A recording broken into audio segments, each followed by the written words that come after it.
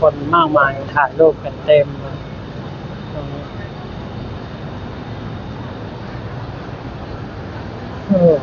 สวยประดับไฟถ่ายรูปเต็ม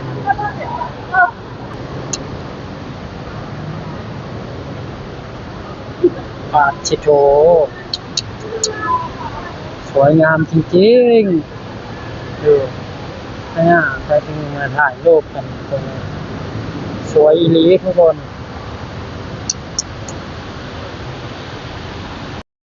สวัสดีครับสบายดีตอนนี้บ่าวผมมันก็อยู่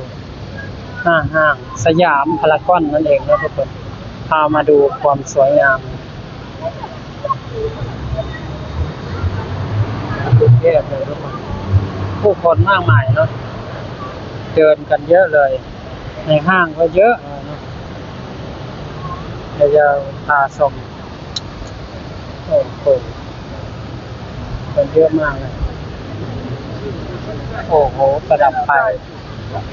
แสงสีสวยงามเนี่ยดูโอ้โหด้านนอกคนเทียบอันนี้ก็เป็นน้ำพุทุกคนสวยงามคนก็มาถ่ายรูปกัน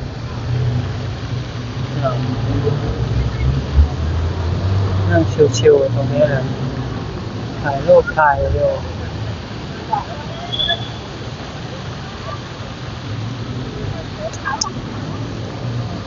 ปาดเดี๋ยว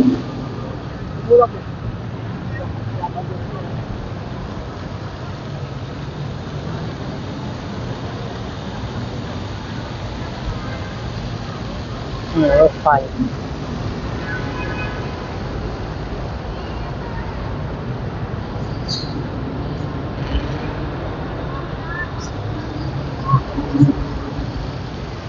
ผู้คนมากมายมาเดิน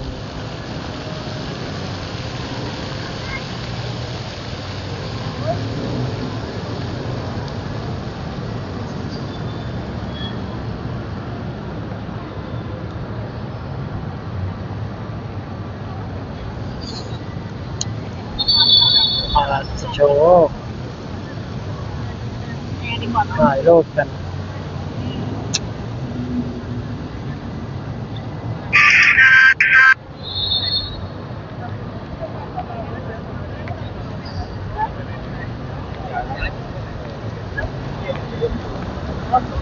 ใกล้เสร็จ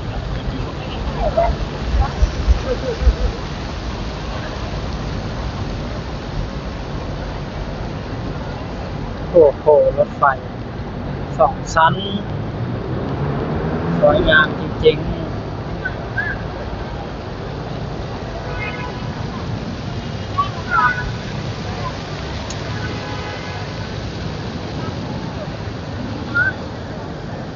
โอ้โหลงมา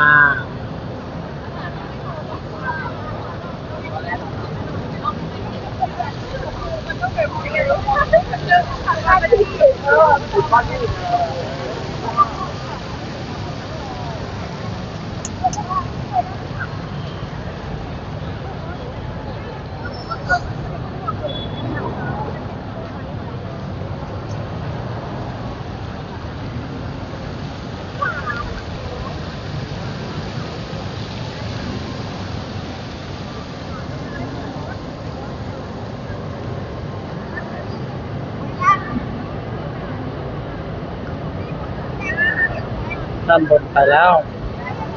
ด้านล่าง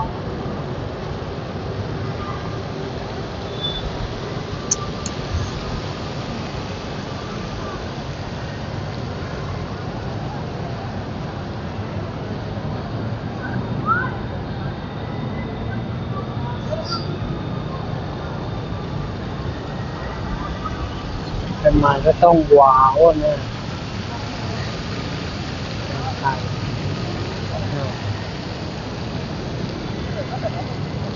ชุดอลังการมาก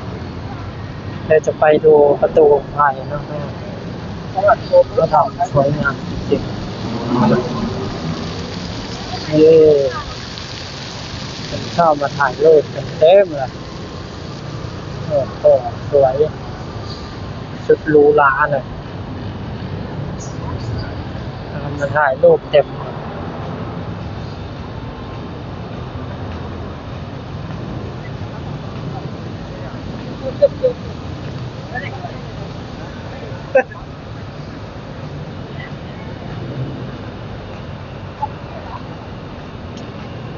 โอ้โหเป็นแบบนี้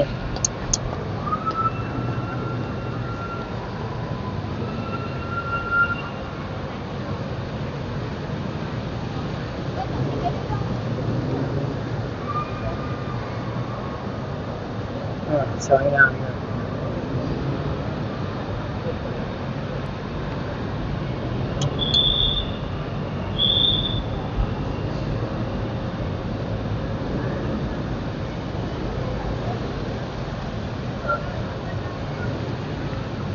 ผู้คนมากมายถ่ายรูปกันเต็มตรงนี้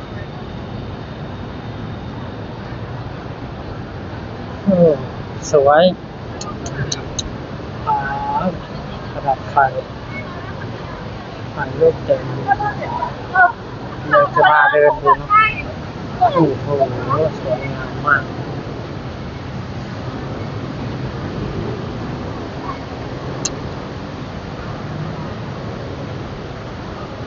ปาชิโตสวยงามจริงๆดูเนี่ยไปถึงมาถ่ายรูปกันตรงนี้สวยอีหลีทุกคน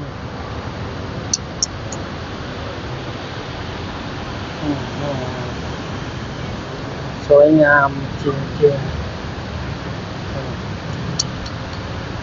ๆว้าว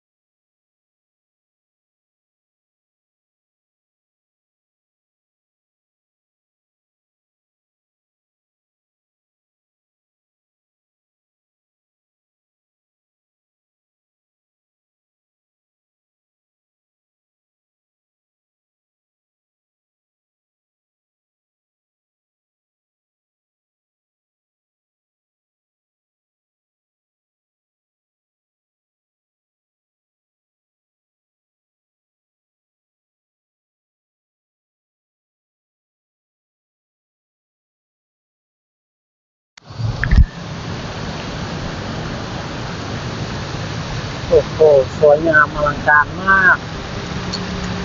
ปาชิโตปาชิโต